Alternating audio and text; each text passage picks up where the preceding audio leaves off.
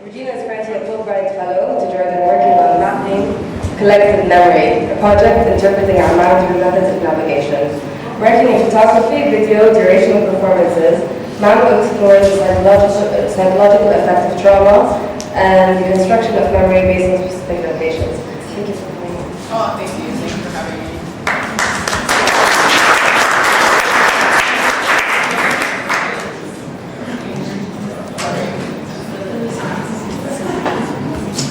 Okay, can you all hear me okay? Okay, just let me know at any point if you can't hear me. Okay, so thanks to Nuala for introducing me, and my name is Regina Mamou, and I would like to thank you all for coming tonight. And I would also like to thank Yunus and Darat Funun for inviting me to give a lecture and giving me this opportunity to present my work here in Jordan. To begin, the format for this artist lecture will be a discussion of several of my past photography projects, including stages 1 through 4.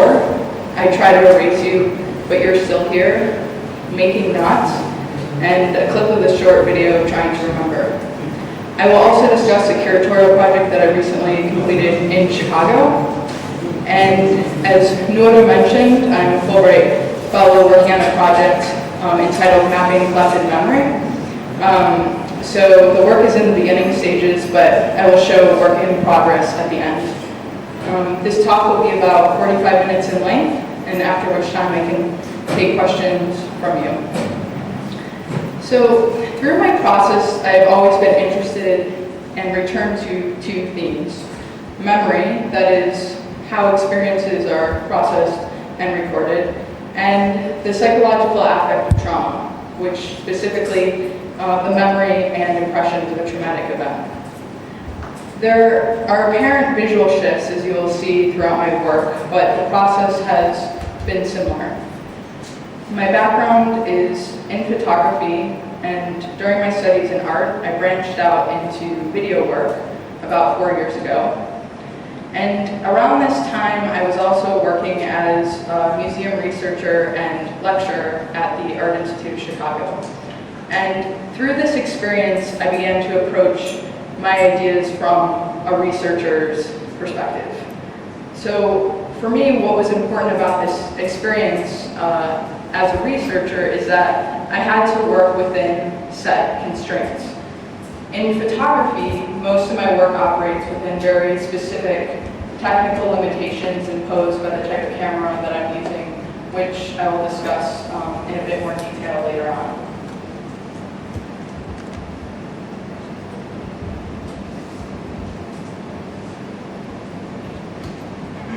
Before coming to Jordan, I spent 4 years based in Chicago, and while there I worked on several projects.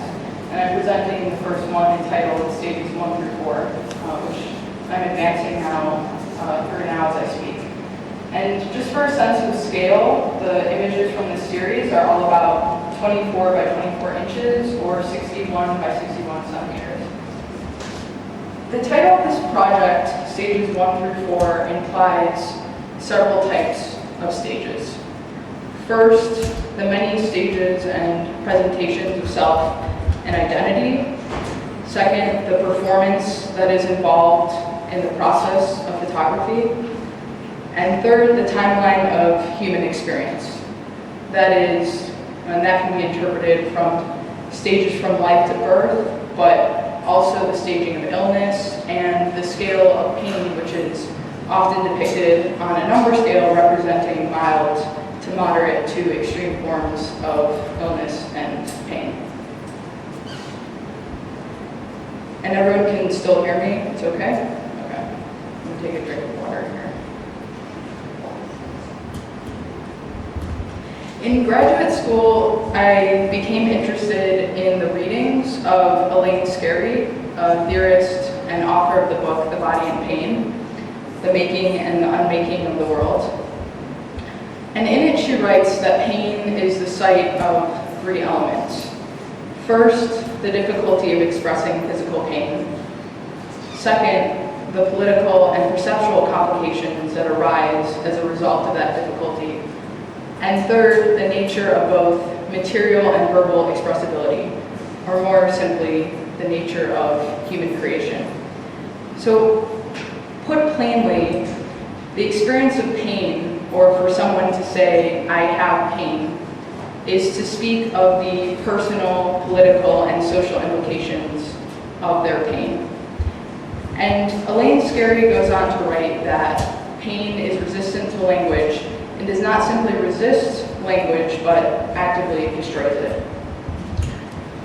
So, approaching this from my perspective, my question was, why is it then important to create and present visual representations and successful visual representations of pain? And to simply say that pain affects a global population would be presuming that everyone experiences pain to the same effect, both psychologically and physically, and that of course cannot be assumed, nor stated, nor true. But to say in some regards that pain is felt in some capacity by all is to state truth. And to say that pain destroys language and that there are multiple ways outside of verbal descriptions that one gives voice to their pain is an important point. So my interest in this subject matter came in many forms, from the theoretical readings of Scarry to media representations, historical descriptions, horror films, and the plethora of images found on television or on the internet that seem to be judged by the media and public as either too grotesque or not grotesque enough. And internalizing these ideas for the project, I set out to stage scenes for the camera using myself, or in a broader sense or broader term, the self as the subject, in a study of emotional states, a study of narrative, and a study of photographic techniques. And during this time, I watched many films that I would classify as both horror films in the classic sense, such as Alfred Hitchcock's Psycho, Rear Window, and Vertigo, to what I would call more psychologically horrific films, such as David Cronenberg's Dead Ringers, Naked Lunch, and The Fly. What initially interested me about these films, particularly by Cronenberg, is the unseen.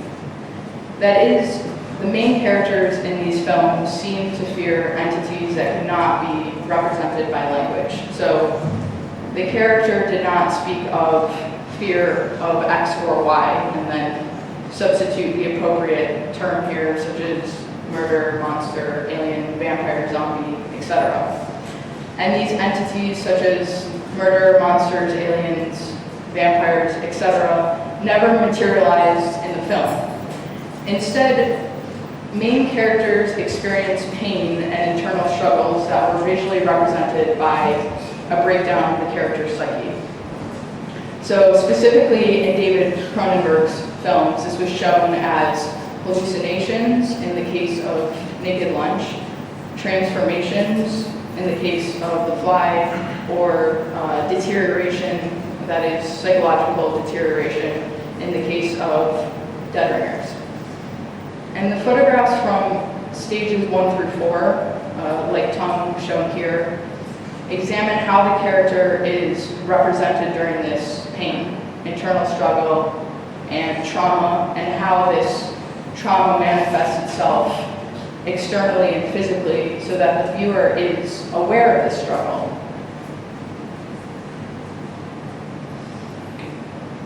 As I mentioned before, I was also interested in creating constraints through technical considerations.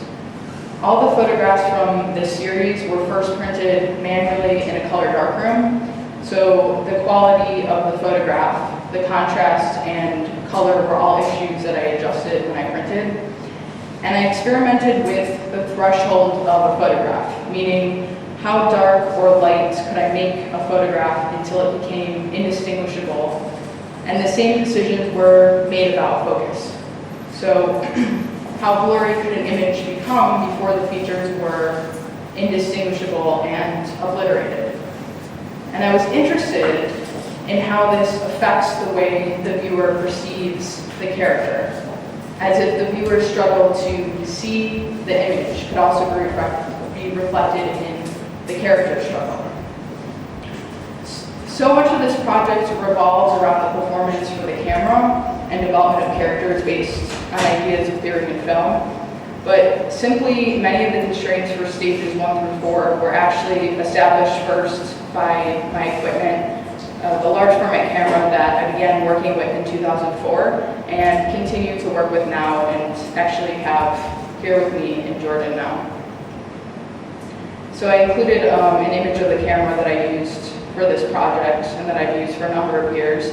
And for those of you who are not familiar with the large format cameras, I'll quickly go into more detail about the operation of the camera. The camera that I use is a monorail camera, which operates using 2 adjustable planes, the front and back plane, which can tilt, swing, shift, rise, and lower. And these planes can be adjusted together or independently, and it allows the user to create selective focus in areas of the image and completely blur out other parts of the image. And the camera that I'm using shoots 4-inch by 5-inch sheet film, which is loaded into the dark and then loaded into the camera one by one using film holders, as pictured on the right-hand side, and then, of course, unloaded again. And the benefit of shooting 4-inch by 5-inch film allows you to output the image to a very large size without experiencing quality loss. But it also forces the user to really employ a much slower process and consider each shot frame by frame.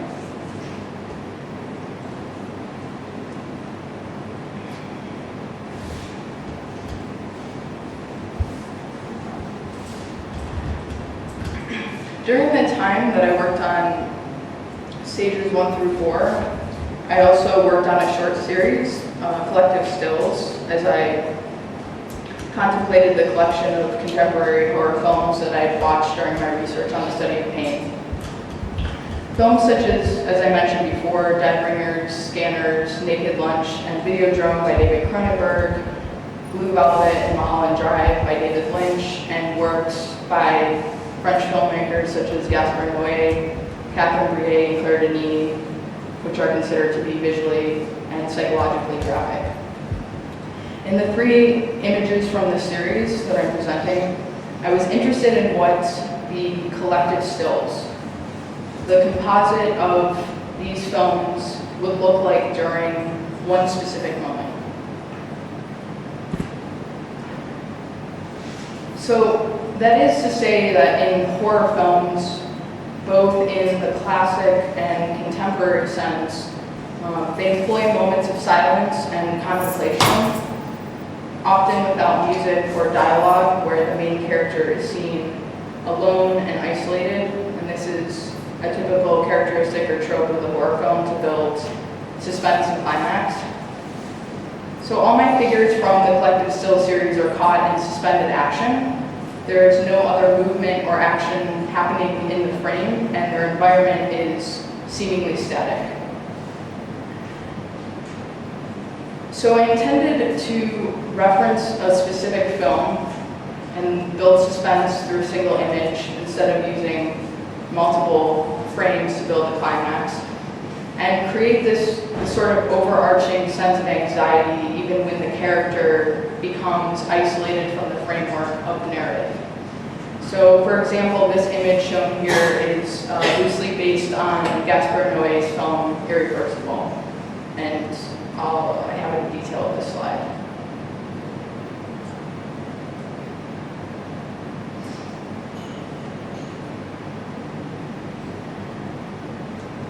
Since I was working on many photography projects that used film as source material, after the Collective Still series, I experimented with digital video, as I mentioned in the beginning, and produced a work entitled Trying to Remember.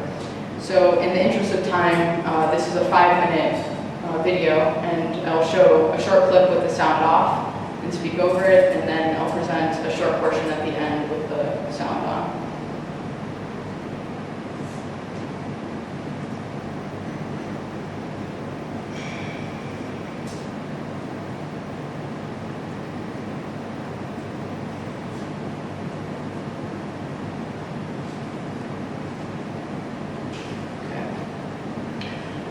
short video, I recall one particular memory from my experience in a hospital, in a winter landscape, a setting foreign to where the memory took place.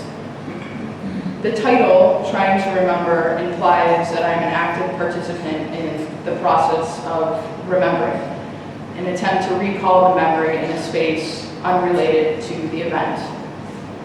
My attempt to locate the memory through my performance suggests in the video that memory is an item that can be recovered, like losing keys or a phone, as if memory is this tangible and material entity.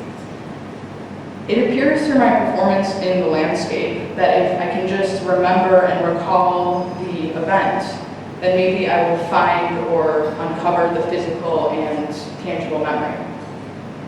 But instead of discovering this memory, the inverse happens, like trying to recall a dream in the waking state.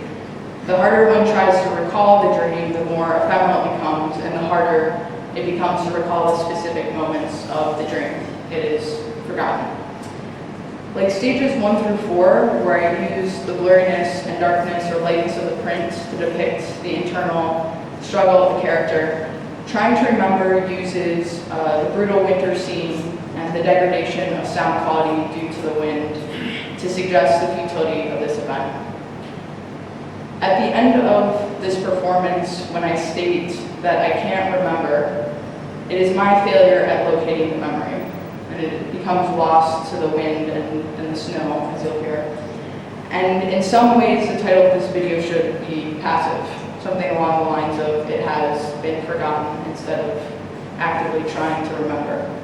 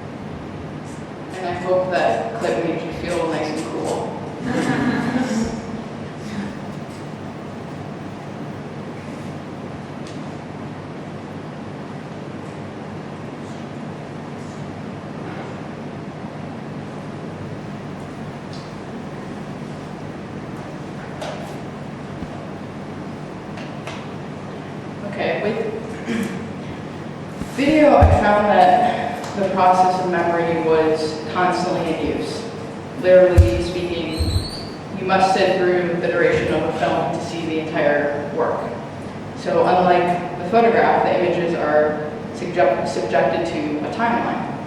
So to reflect upon a film is to constantly recall and remember the images that make up the length of the film. And the difficulty that exists in watching and then recalling a film is the difficulty to compress time into one fixed image. So briefly, I'm presenting a short study that I completed in 2003 about the compression of time related to memory using slide projections. In combing through family snapshots, I located images where I had no recollection of the photographic event. And Usually these were images from early childhood where there are faint memories of the location, but there is no recollection of the moment when the picture was shot. So I re-photographed these images with slide film and using a manual slide projector, projected the slides into the current space that I was inhabiting in Providence, Rhode Island at the time. And then re-photographed the scene. And I allowed the image, as you can see, to be obscured by the surface, walls, and fabric of the spaces that I projected into. Each photograph of the slide projections depicts a moment with one member of my immediate family, my brother, my mother, and my father. In the slide, I am pictured separately with each member, and there's no overlap of family members in the images. In each slide, there's also an awareness of the camera, and in the image pictured here with my mother is pointing back at the camera to get the 2-year-old version of myself to turn around and face the lens. So by projecting these images into my current space, I could simultaneously compress multiple periods of time. That is, the moment the original image was shot, the slide copy of the original, and then the moment of projecting the slide and re-photographing it. And then I could take this a step further to say the new photograph was then a copy of my reconstructed memory. And to project the image again here is a copy of a copy of a copy of a reconstructed memory.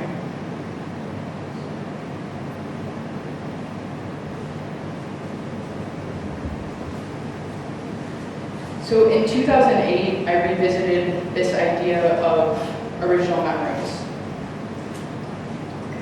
by returning to a location in Michigan about 5 hours north of Detroit, where I was raised. It is a location that I had frequented with my family on the same week every summer for 10 years until I was a teenager. So after a 10-year hiatus, I decided to return to this location. It was a place that I had imagined and fantasized about during this break, but from a child's perspective.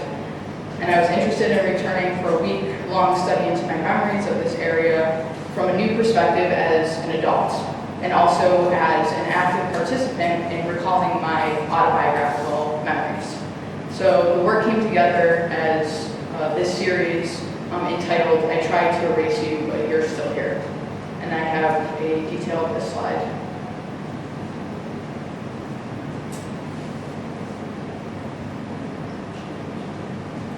As part of my research, I read the book Memory in the Real World on the Study of Memory, which outlines in the section on autobiographical memories that autobiographical memories are represented from an observer perspective or from a field perspective.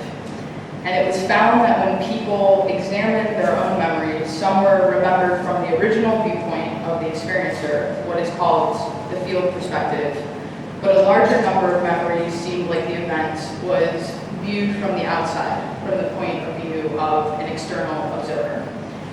Newer memories were more likely to be these copy-type memories re-experienced from the original viewpoint. But older memories, especially ones from early childhood, were more likely to be reconstructed ones seen from the observer's viewpoint. And the findings show that it was possible to switch perspectives from either the field or the observer mode, but it became much more difficult to do this if the memory was an older memory. So I was interested in placing my study and research into a framework of questions. What happens to memories when you get older? How much of my active recall from this location was fabricated to create a cohesive timeline of the memory? How much of the memory was the true or original memory from a field perspective, a copy of the original? How much of my memory was viewed only from the outside as an observer? And upon returning to this location, which had not physically changed over time, I was able to set up my study like a scientist, as I called it. So the location became my dependent variable unaffected by time. However, I was the independent variable affected by new experiences and development. And I found that my memory both succeeded and failed my expectations. I had intense recall for memories of the way light looked, for example, and the arrangement of furniture, but I had imagined and forgotten simple elements like how many rooms were in the house. But in essence, what I discovered through this process was that I was longing more for what I remembered than the way that it actually appeared to me now. And the photographs from this series play on the successes and failures of my memory and the nostalgia and longing for the way that I remember it, so my sentimentality.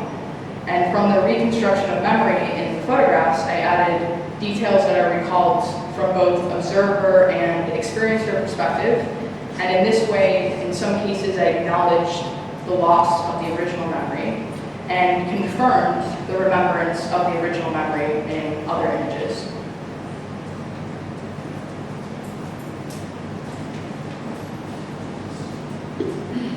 In Chicago, I presented an exhibition of this work at Spoke Gallery, and the photographs which are shown here are printed to about 48 by 60 inches or 122 by 153 centimeters. Almost to scale, a person standing in the gallery is able to look into the work as if they are experiencing the location from their perspective. And I did not use, just on a technical note, I did not use any glass or glazing to separate the viewer from the work to further enhance this experience. So I did not want a barrier between my viewer and the image.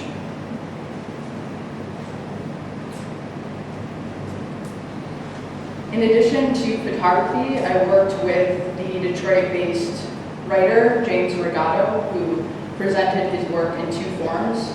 First, on a manual slide projector that was timed at 5-second intervals to change between the lines of his poetry, as pictured here on this slide. And then at every hour in the gallery, he presented several of his short poems from the book that we self-published together. So the work between Regato and I play up the sentimentality, especially with poetry, of childhood memories, and then together Regato and I attempt to go down this path of nostalgia and the need to revisit, conjure up, and eventually release these childhood experiences.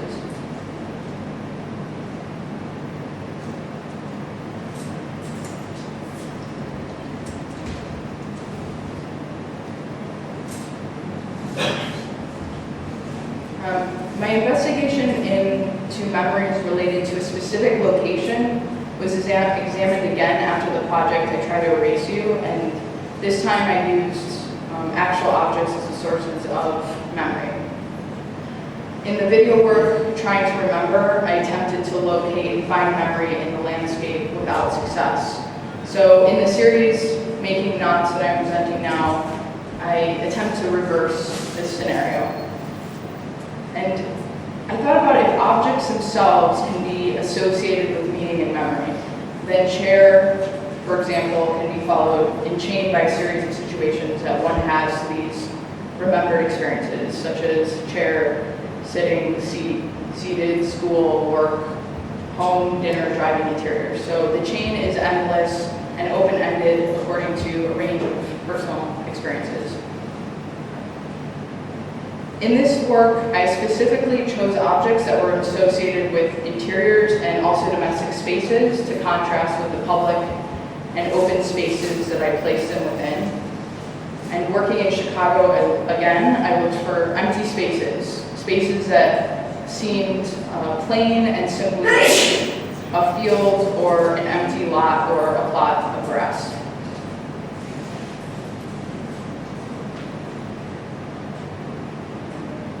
When I started to scope out more locations around the city, I was attracted to wilder, untamed looking spaces, places that were not used for anything in particular, like the side of the road, for example.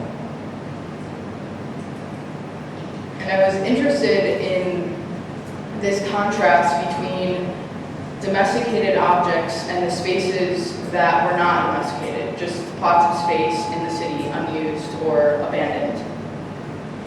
In a way, they seem to be this sort of antithesis of the objects that I was photographing, which were used. And in this sense, they emphasize the sort of foreign quality of these objects and that they had belonged in a specific space and for individual use at one time. And I also have a detail of this slide.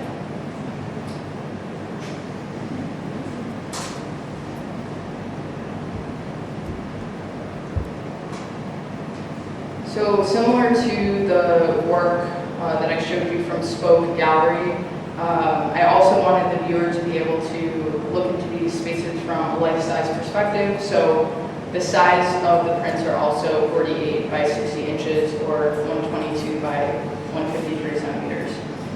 And actually this project is still in progress as I left for Jordan before completing the series, but I hope to return to this idea again.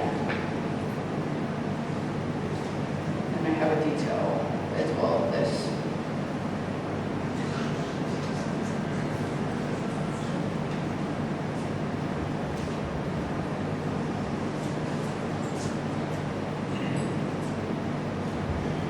Briefly, I'm presenting a side project, an exhibition that I was invited to curate in Chicago at the Center for the Arts entitled Baking It. And the exhibition is an examination of work by 10 artists living in the States and Canada, working in portraiture using film and traditional camera processes without a digital camera or digital manipulations in the image. And the portraits or subjects presented in Baking It exhibition were all staged for the camera. But upon a first glance of the images, the viewer would not be immediately aware of this. And for a moment, there was a sense of reality and this sort of documentary quality to the images. The idea for Faking It was gleaned from an exhibition that was presented 3 years earlier at the Art Institute of Chicago, which displayed work by 5 contemporary photographers, Larry Salton, Nan Golden, Tina Barney, Philip Lorca-DeCorsia, and Sally Mann. The exhibition, titled So the Story Goes, displayed highly personal work about the artists, families, and environment, and with the exception of one, all of the photographers staged the scenes presented in the exhibition. Though the interesting point about this is that the photographers in So the Story Goes were working in the 1980s and 90s before digital technologies were widely available. The Faking It exhibition highlighted that even in 2009, there's a continuation of this trend of staging or faking it in contemporary photography, when digital technologies are widely accepted as a way to make the photography process more efficient and streamlined and to adjust, arrange, or alter an image. So I will now going to present 3 images from the exhibition. The question raised for the Faking It exhibition is why artists now would continue to go to great lengths to create an image that could be achieved simply and quickly through a digital camera, specifically in portraiture. But in essence, the artists in the exhibition were interested in a double take, the staging or recreating moments to appear as if documenting a specific event. So the photographers in the exhibition carefully considered the composition, how they wanted their subjects posed, lit, background elements, in this sort of effortful attempt to create effortlessness. And both in the case of Kurt von Stutten's and Scott Patrick Wiener's images, there is a sense that the artist is documenting a rather ordinary moment. So in the case of Kurt von Stutten, there's this exchange between friends, and with Scott Patrick Wiener, it's just a mundane task. For the exhibition, I worked with the Chicago-based art critic, Stephanie Burke, to develop an essay for the exhibition. And in it, in the essay, she writes that each photographer in faking it employs obscurity in conveying their individualness. Some function literally and others metaphorically, but all obscure the subject in some way. The twist, however, is that in the faking it mythos, the obscure subject fogs the moral of the story rather than illuminating it. And she goes on to write that our contemporary context is the lab in which these artists each work to deconstruct either the truth or the reality of the image and represent it to us, or represent it to us in an allegory. So we are required to suspend our belief and hopefully handsomely rewarded for doing so.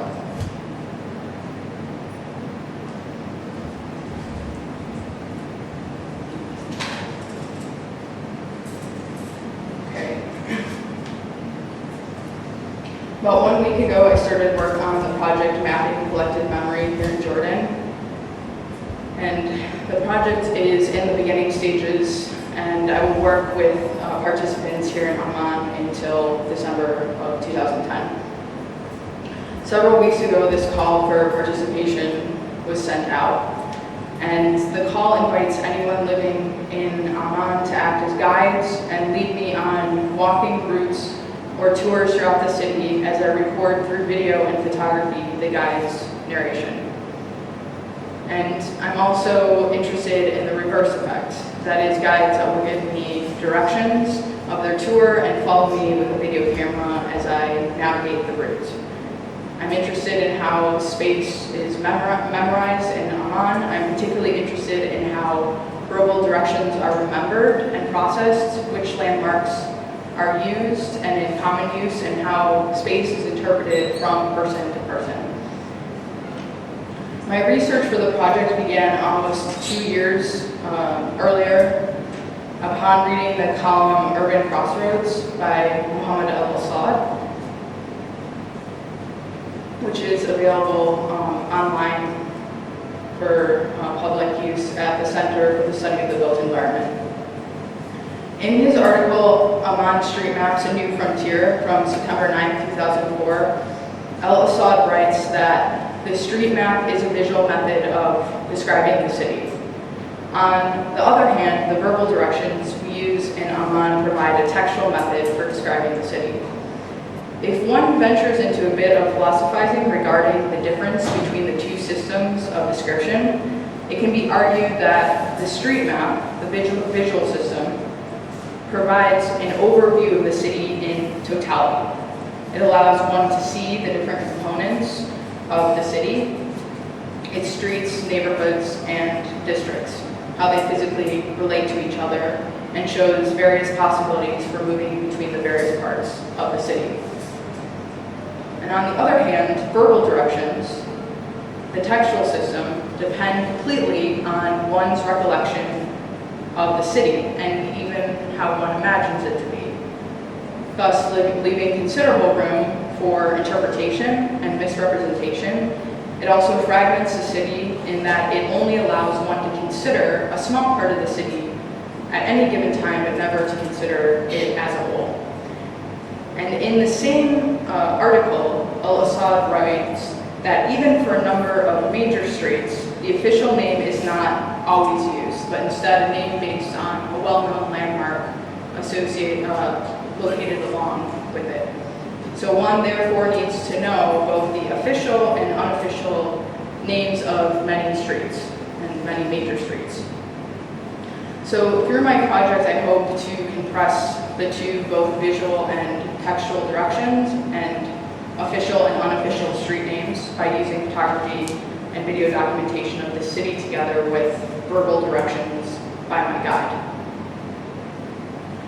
So I'm also shooting portraits of my guides before we begin our work together, and since I'm using my large format camera and will wait to process the color film, I'm shooting digital test shots. So here's a digital test shot portrait of Su'a Ayash before our work together in the Friday market in Abdali. So when Su'a responded to my call for participation, she immediately told me that she wanted to videotape me navigating her route through the market on Friday mornings. And I asked her if she could tell me the route beforehand so that I could memorize the direction from point A to point B. But without realizing that the route is essentially you navigate the market by the shops that attract your attention or by the items that you are intending on purchasing. So I'm going to show a 3-minute clip from the 25 minutes that we shot on Friday. And this, as I mentioned, this is raw material from the project, and the work will most likely be conceived in an exhibition with photographs and video together in either a single or multi-channel installation. So for the work that I'll show you now, I'm experimenting with a 2-channel video clip.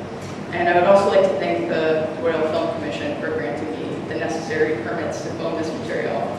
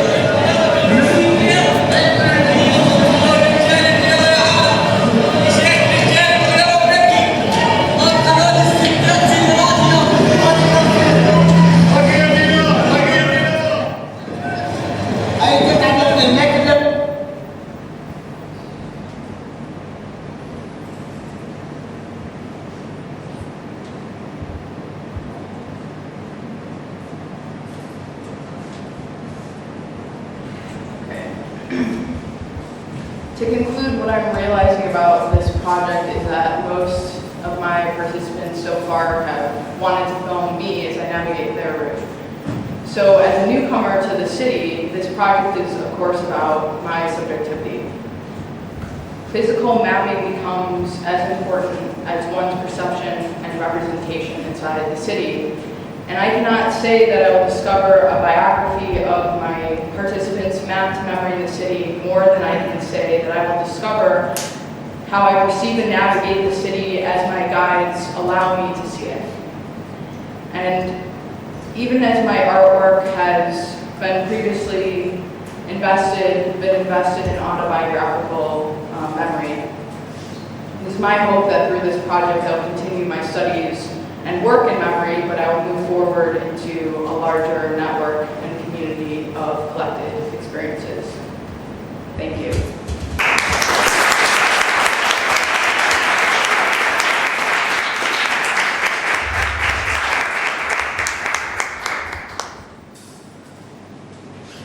So, any questions? Yes. Maybe I'm afraid I didn't get this. I have one question. I think it is part, but my previous question, maybe I didn't feel what your comment you told me. But why some photographer always hitting the سوق الشعبي ايش اسمه؟ Why didn't you choose another market, another high class shopping? Why this point يعني downtown عبدالي? Why did you choose this point?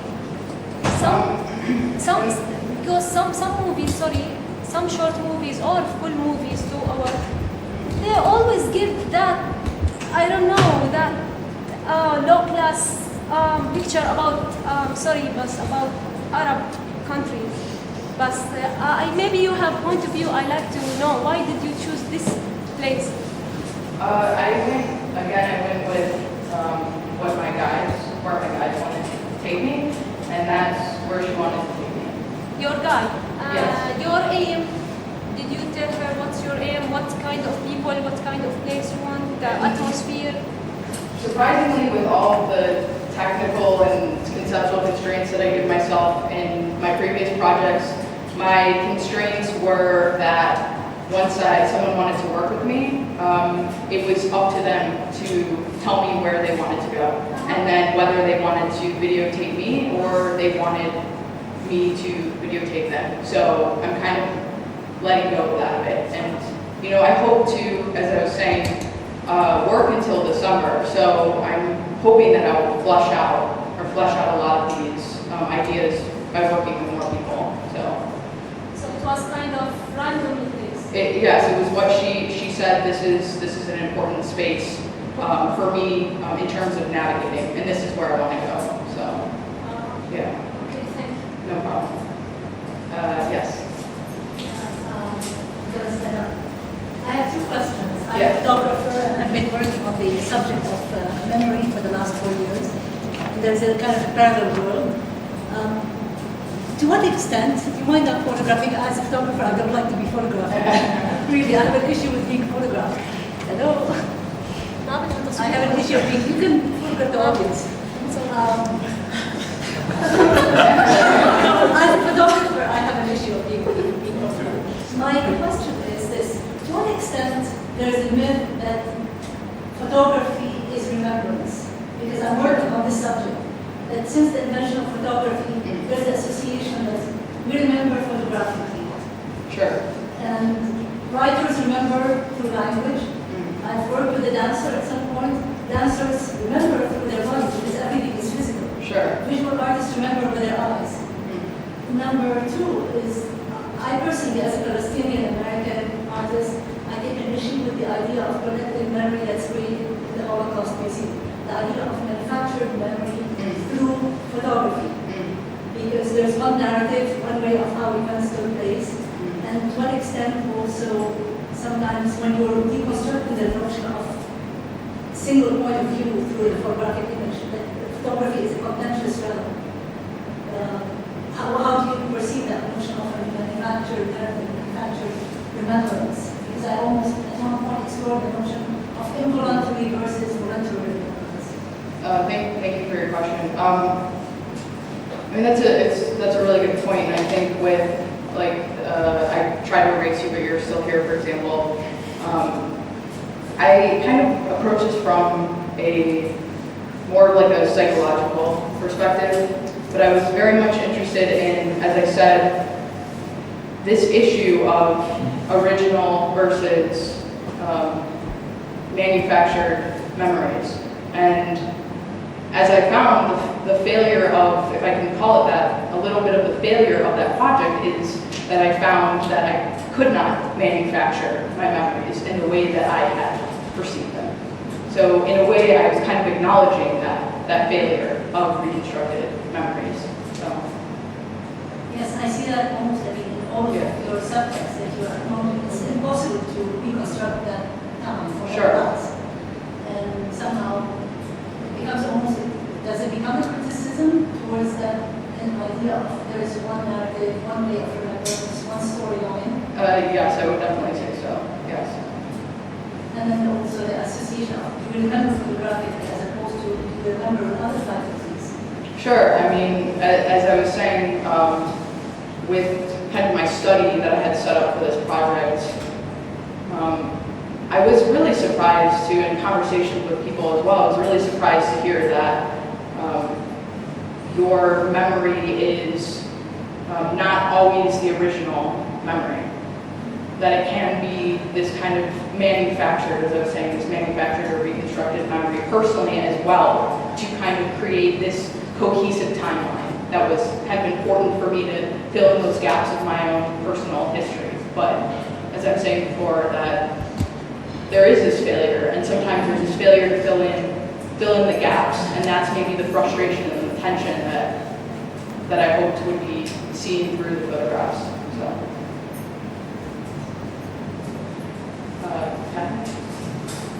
I'm curious, especially in the context of the exhibit that you curated in Chicago about sort of staged portraiture. Sure. When you're, and especially since I guess this was a surprise that you tend to be the subject as well as ultimately the artist in a lot of these videos, how conscious are you of yourself as the sort of focus of the footage, and how does that balance with the sort of authenticity that you're looking to capture of someone exploring versus someone who's in the shot? Sure, that's a really good question, and I think like with my earlier work, as you saw, I was always using myself. But through this project, I really hoped that I could maybe break away from that, and that's something that is going to be tweaked and adjusted as I work with more people, so that the shots aren't just about me necessarily navigating, but this sense of compression of someone's experience as well as the experience within the city. So there's this kind of compression between personal experience and what's happening in the public space as well. I don't want it just to be the back of my head. So, yes. Well, first of all, as a journalist, I really appreciate being reminded that memory is faulty, and that we can't rely on, oh, I remember such and such in our sources. Sure. Second of all, as producer, when you are the subject of your photograph, Regina, who's taking the photograph? In this work? Like or? in the early works that you Sure. showed us, the fear ones. Yes. When the tongue, for example, or when you're crumpled up in a bath. Sure. Literally, who's taking Yeah. it? Me. So describe that, please. Because some of those moments Sure. are emotions. Sure, and I think, just thought of the sense of not wanting to work with a model, because working with somebody else brings along someone else's personal experiences and all these things that code a person, right? So I was interested in placing myself only. I did not want to put someone else, I did not want to subject someone else to that, and for me, it came, as I said, through these, and maybe it became easier because I looked at it more when I was actually doing it as a study of technique and less as a study of emotion or emotional states until printing and kind of tweaking and altering and these sorts of things after. So I guess that's why there was ease in doing that. So. And you have some kind of remote click on your the camera is completely manual, so it's one of those old, the squeeze balls. It was like a 30-foot squeeze ball cable release. So, yes. I have two questions. Insofar as you're mapping memories and insofar as you're getting guides to do that around the city, have you thought about contacting expats and getting their very unique kind of an intimate view into the city? The second question is, did you pick on men just because of the articles, or because men seems like an odd choice because insofar as you're conscious about memory, this is considered the Middle East capital with probably the least history, at least that's the joke, not that I'm saying that myself. Okay, well, to answer your first question about expats, how could you be more specific about with your question? Are you going to select foreigners to walk you around the city? It's the call is open. It's open to anybody living in the city. So whoever wants to participate and be in the project doesn't matter. So, and to answer your second question, I was interested in the region. I was interested in the language. Jordan was the first place that I wanted to go to. My background, I was raised by an American mother and an Iraqi father, and I was interested in coming here. Yes. I'm glad that you used the word failure in describing what your work revolves around in some ways. And because it seems to me to be a lot about failure. Failure to represent, failure to remember, failure to know how somebody else sees the city. Failure to represent pain. But I mean, those things do exist, and we do get those things from images. And that shifts, now we used to get them from different kinds of images. For some reason, the Abu Ghraib pictures kept coming up in my head during the presentation, because it's like they were staged also in this weird, distorted sort of way.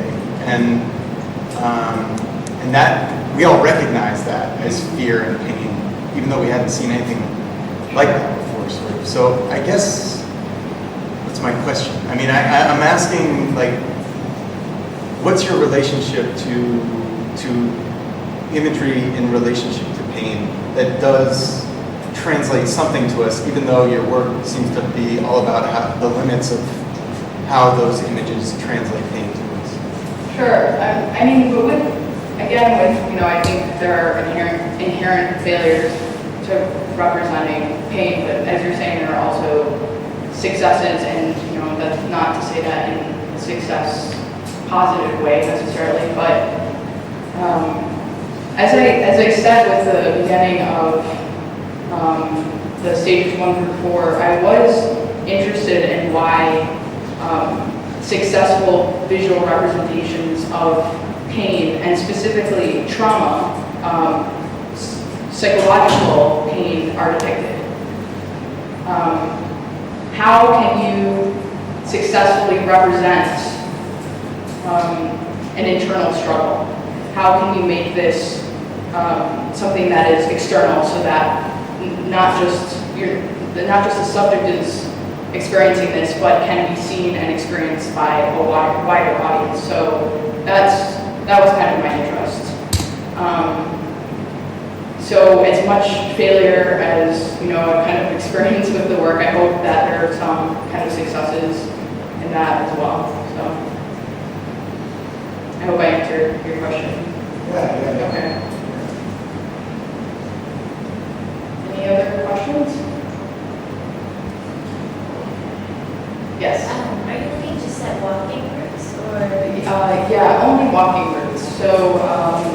So with map collected memory, I'm interested in any route that can be walked, and it can be, as I'm interested in durational performances as well through this project, it can be a very long route. It's as long as the people want to make the route. So if they want to take me on a 8-hour walk through the city, then I'm open for that.